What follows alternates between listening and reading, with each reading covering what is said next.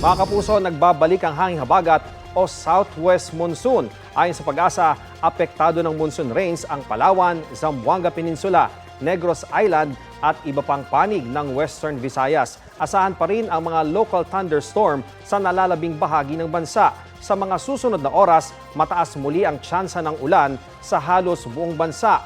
Posible ang heavy to intense rains na maaring magdulot ng baha o landslide.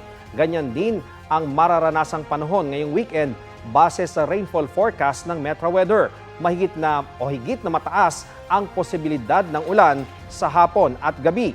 Ulanin ding muli tayo rito sa Metro Manila ngayong weekend. Dahil sa mataas na tsansa ng ulan, tumaas din ang water level sa maraming dam dito sa Luzon, gaya ng Angat, Ipo, Binga, San Roque, Pantabangan at Magat Reservoir.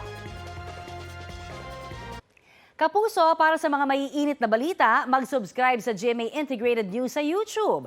Sa mga kapuso naman abroad, subaybayan nyo kami sa GMA Pinoy TV at sa www.gmanews.tv.